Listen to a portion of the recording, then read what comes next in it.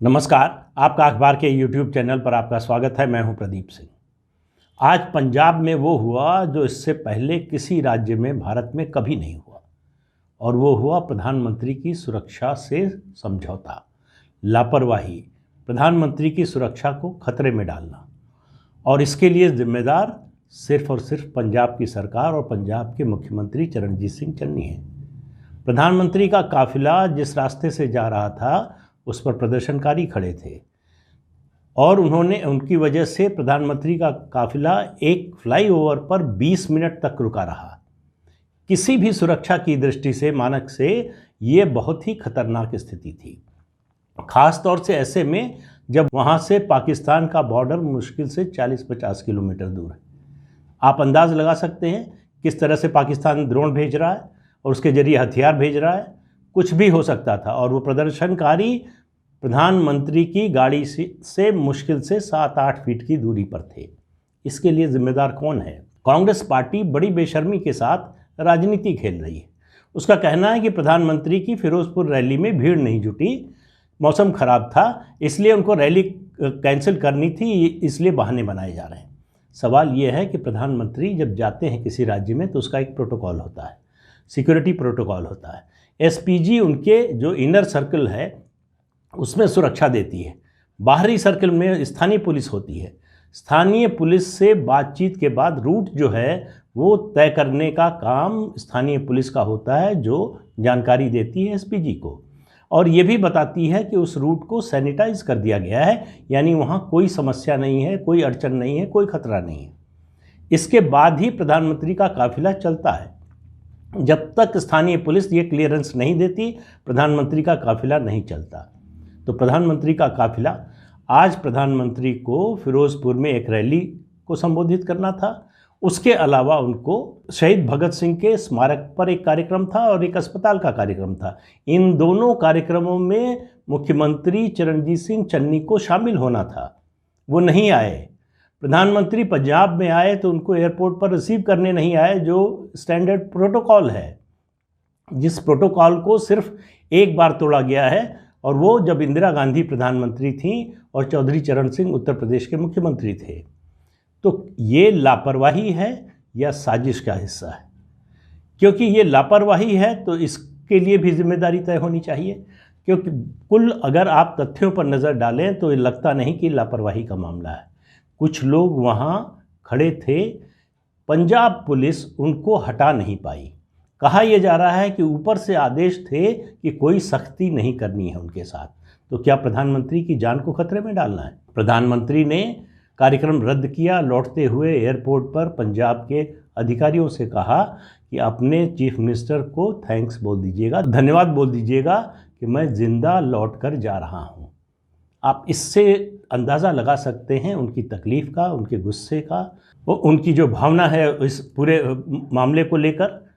सवाल ये है, कांग्रेस पार्टी जो कह रही है कि वहाँ सभा के लिए भीड़ नहीं जुटी, तो अगर भीड़ नहीं जुटी थी तब तो प्रधानमंत्री को वहाँ तक जाने देना चाहिए था। वहाँ जाते प्रधानमंत्री भीड़ न होती तो ये बीजेपी की जो है किरकिरी होती। लेकिन रास्ता रोकना, वो भी तब जबकि 3 दिन पहले कई संगठन ये घोषणा कर चुके थे कि प्रधानमंत्री की रैली का विरोध करेंगे। इसके बावजूद पंजाब सरकार ने जब क्लियरेंस दिया, सिक्योरिटी क्लियरेंस दिया, उसके बाद ही प्रधानमंत्री का काफिला आगे बढ़ा। अब पंजाब सरकार क्या कह रही कि अचानक कुछ मिनट पहले प्रदर्शनकारी पहुंच गए। देखिए, प्रधानमंत्री को पहले हुसैनी वाला जाना था, शहीद भगत सिंह के स्मारक पर वो हेलीकॉप्टर से जाना था, भटिंडा से उनको हेलीकॉप्टर से जाना था, लेकिन मौसम ख़राब होने के कारण हेलीकॉप्टर नहीं उड़ सकता था, इसलिए उन्होंने तय किया कि बाई रोड जाएंगे। बाई रोड जाने के लिए पहले ज़रूरी है कि स्थानीय पुलिस की क्लियरेंस मिले, वो ली गई। जब वहाँ से क्लियरेंस मिली उसके बाद काफिला चला। अब ये सब जो है आरोप मान लें कांग्रेस पार्टी का कि पता नहीं था, लास्ट मिनट पे पता चला, ये इससे बड़ा झूठ और कोई हो नहीं सकता। अगर कोई किसी प्रदेश का मुख्यमंत्री और गृह मंत्री कहे कि प्रधानमंत्री के काफिले के मूवमेंट के बारे में उसको जानकारी नहीं थी तो उसको तत्काल इस्तीफा दे देना चाहिए, उसको अपने पद पर बने रहने का कोई अधिकार नहीं है। लेकिन 20 मिनट तक उस फ्लाईओवर पर प्रधानमंत्री की गाड़ी खड़ी रही, वो गाड़ी में बैठे रहे। कुछ भी हो सकता था, कोई भी हमला हो सकता था। वहाँ से प्रधानमंत्री की सुरक्षा में जो लोग हैं, जो अधिकारी थे, उन्होंने मुख्यमंत्री से संपर्क करने की लगातार कोशिश की। मुख्यमंत्री की ओर से कोई जवाब नहीं आया। ये भारत के इतिहास में अनप्रेसिडेंटेड है। राजनीति होती है, राजनीति में विरोध होता है, तमाम तरह के विरोध के तरीके होते हैं, लेकिन देश के प्रधानमंत्री की सुरक्षा से कोई समझौता नहीं किया जाता, चाहे सरकार उस पार्टी की हो जिसके प्रधानमंत्री हैं या उनकी विरोधी पार्टी की हो। तो पंजाब में जो कुछ किया गया है वो चरणजीत सिंह चन्नी की हैसियत नहीं है कि ये काम कर सके। जाहिर है कि ये कहीं और से किया गया है। जिस तरह से कांग्रेस के प्रवक्ता एक के बाद एक, कांग्रेस के नेता बचाव में उतरे हैं पंजाब सरकार के, उससे स्पष्ट हो जाता है कि ये साजिश गहरी थी। उससे स्पष्ट हो जाता, और उसके अलावा सोशल मीडिया पर आप देखिए जिस तरह से कांग्रेस समर्थक और कांग्रेस नेता खुशी का इजहार कर रहे हैं, जिस तरह से खुशी मना रहे हैं। उनको मालूम नहीं है कि प्रधानमंत्री नरेंद्र मोदी किस मिट्टी के बने हैं। प्रधानमंत्री बनने से पहले 2014 के लोकसभा चुनाव से पहले पटना में उनकी रैली थी, गांधी मैदान में। रैली के दौरान इसी तरह से उनको मारने की, वहाँ जो लोग थे उनको मारने की साजिश हुई। बम ब्लास्ट होते रहे, रैली चलती रही, लोग खड़े होकर सुनते रहे। प्रधानमंत्री से बाद में कहा गया कि आपने रैली जो है अपना भाषण बंद क्यों नहीं किया। उन्होंने कहा अगर मैं बंद कर देता और बम ब्लास्ट का जो आगे थे लोग, जहां ब्लास्ट नहीं हुआ था, पता चलता तो भगदड़ मचती, बहुत से लोग मारे जाते। तो प्रधानमंत्री डरने वालों में नहीं है, लेकिन चरणजीत सिंह चन्नी ने जो किया है, जिसके भी इशारे पर किया है, जिसके भी कहने पर किया है, वो इस देश की राजनीति को गर्त में ले जाने वाला काम है। देश के प्रधानमंत्री की सुरक्षा या किसी भी मुख्यमंत्री की हो, जिसको भी सुरक्षा की ज़रूरत है, जिसको थ्रेट परसेप्शन है सुरक्षा एजेंसियों के मुताबिक, उसकी सुरक्षा और प्रधानमंत्री की सुरक्षा तो सर्वोच्च है देश में। कहीं भी जाएं, किसी भी राज्य में जाएं, प्रधानमंत्री की सुरक्षा का वो प्रोटोकॉल, उसका पालन किया जाता है। एसपीजी का जो एक्ट है, स्पेशल प्रोटेक्शन ग्रुप जो है, जो सुरक्षा करता है प्रधानमंत्री की, उसका सेक्शन 14 कहता है कि जहां भी प्रधानमंत्री जाएंगे, पूरा सरकारी अमला प्रदेश में है तो मुख्यमंत्री, गृह मंत्री, डीजीपी, इंटेलिजेंस के लोग, बाकी सरकारी महकमों के लोग, वो सब सहयोग करेंगे सुरक्षा एजेंसियों के साथ। विदेश में होंगे तो जो दूतावास होगा या जो हाई कमीशन होगा उसके लोग करेंगे।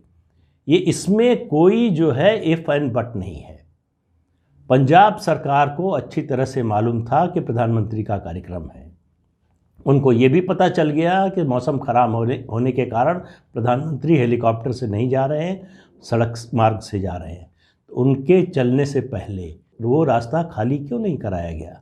जो पुलिस का जो एडवांस दस्ता होता है वो काफ़ी डिस्टेंस लेकर चलता है कि रास्ते में कुछ है तो नहीं, रुकावट तो नहीं है। उस दस्ते ने इन लोगों को हटाने का प्रयास क्यों नहीं किया।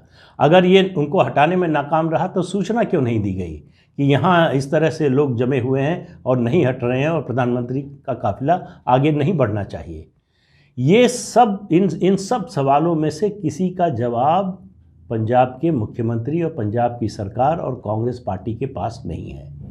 शर्म की बात यह है कि जिस पार्टी के दो नेता आतंकवाद का शिकार हुए, एक प्रधानमंत्री रहते हुए और एक प्रधानमंत्री पद से हटने के बाद, वो पार्टी सुरक्षा को लेकर इस तरह की सतही बात करे, इस तरह की घटिया राजनीति करे, तो ये मेरा मानना है कि इस मामले में सरकार को, केंद्र सरकार को कोई ढिलाई नहीं बरतना चाहिए। जो लोग जिम्मेदार हैं उनके खिलाफ कार्रवाई होनी चाहिए। और मैं तो कैप्टन अमरिंदर सिंह ने जो बात कही उसका समर्थक हूँ कि ये सीएम और होम मिनिस्टर दोनों नाकारा हैं, दोनों फेल हुए हैं और इस सरकार को बर्खास्त कर देना चाहिए। पंजाब में चुनाव टाल देना चाहिए, राष्ट्रपति शासन लगाना चाहिए। ये होगा कि नहीं मुझे नहीं मालूम है, लेकिन जो कैप्टन अमरिंदर सिंह ने कहा है, जो 9.5 साल मुख्यमंत्री रहे हैं, उन्होंने कहा 20 बार ऐसा हुआ है कि प्रधानमंत्री आए हैं, अलग अलग समय पर अलग अलग पार्टियों के नेता आए हैं कि प्रधानमंत्री रहे। ऐसा कभी नहीं होता कि मुख्यमंत्री से लेकर पुलिस महकमे तक को किसी को पता ना हो कि उनका रूट क्या होगा। ये जो दलील दी जा रही कि लास्ट मिनट पर चेंज कर दिया, लास्ट मिनट पर या किसी भी मिनट पर चेंज किया जाए, वो स्थानीय पुलिस की मर्जी के बिना, उसकी सहमति के बिना, उसकी मंजूरी के बिना नहीं होता है। ये सबको पता है, ये बड़ी सामान्य सी बात है, ये सिक्योरिटी का बड़ा सामान्य सा उसकी ड्रिल है जो हर राज्य के पुलिस अधिकारियों को पता होती है। सवाल ये है कि प्रधानमंत्री का काफिला जब वहाँ रुका हुआ था तो उस समय पंजाब सरकार क्या कर रही थी? क्यों कोई प्रधानमंत्री के साथ जो अधिकारी हैं उनके फ़ोन का जवाब नहीं दे रहा था? तो क्या उम्मीद कर रहे थे? क्या हमले की प्रतीक्षा कर रहे थे? क्या उनको ये इस बात का इंतज़ार था कि कोई दुर्घटना घटे उसके बाद एक्शन में आएंगे? सवाल ये है कि प्रधानमंत्री की जान को खतरे में डालने के लिए जो लोग जिम्मेदार हैं उनको अगर अभी छोड़ दिया गया तो आगे इस तरह की और बड़ी समस्या आएगी। बात ये नहीं है कि कौन किस पार्टी का है, कौन पार्टी क्या आरोप लगा रही है। सवाल ये है कि नरेंद्र मोदी देश के प्रधानमंत्री हैं, वो बीजेपी के प्रधानमंत्री नहीं है। बीजेपी के नेता हैं लेकिन प्रधानमंत्री देश के हैं, पूरे देश ने उनको चुना है और बड़े बहुमत से चुनकर भेजा है। प्रधानमंत्री की जान को खतरे में जानबूझकर डालना ये अपराध है, ये क्रिमिनल एक्ट है और इसके बारे में उसी तरह से कार्रवाई होनी चाहिए। इस बात की गहन जांच होनी चाहिए।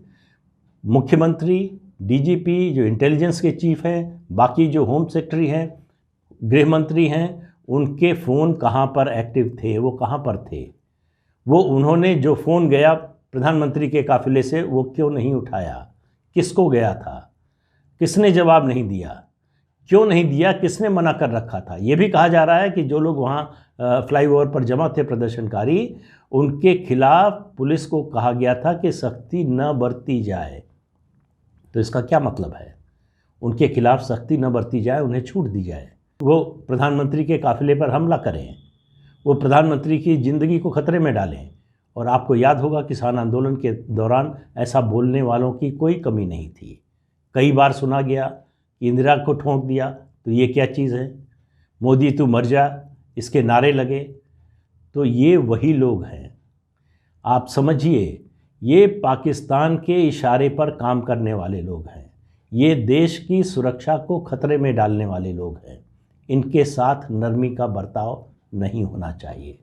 जो लोग भी जिम्मेदार हैं, जो वहाँ थे, उन सब के खिलाफ सख्त कार्रवाई होनी चाहिए और फौरी कार्रवाई होनी चाहिए। उसमें जो है अगर देर लगेगी तो उसका असर ख़त्म हो जाएगा। तो इसलिए गृह मंत्रालय ने जो है मुख्यमंत्री से रिपोर्ट मांगी है। मुख्यमंत्री क्या रिपोर्ट देंगे ये इसका अंदाज़ा आपको इसी बात से लग जाएगा कि कांग्रेस प्रवक्ता क्या बोल रहे हैं। जाहिर है कि कांग्रेस प्रवक्ताओं ने लाइन सेट कर दी है, यही बोलना है मुख्यमंत्री को। मुख्यमंत्री के पास अपनी कोई ताकत नहीं है, वो नॉमिनेटेड हैं, उनके पास डेलीगेटेड पावर है, उनको जितना करने को कहा जाएगा उतना ही करेंगे। और आज जो हुआ है वो ऊपर की रजामंदी, जानकारी के बिना नहीं हो सकता। ये संभव ही नहीं है कि ये सब हुआ और चन्नी ने दिल्ली बात न की हो कांग्रेस के वरिष्ठ पदाधिकारियों से।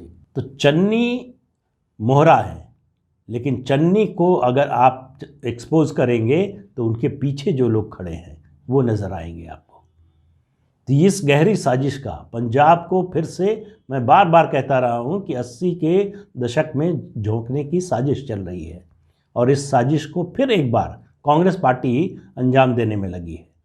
कांग्रेस पार्टी की पूरी कोशिश है कि फिर से वही माहौल पैदा हो पंजाब में, और पंजाब में उसको लगता है कि इस माहौल के जरिए वो चुनाव जीत सकती है। कांग्रेस पार्टी चुनाव जीते, आम आदमी पार्टी जीते, अकाली दल जीते, कोई और पार्टी जीते, उससे कोई फ़र्क नहीं पड़ता।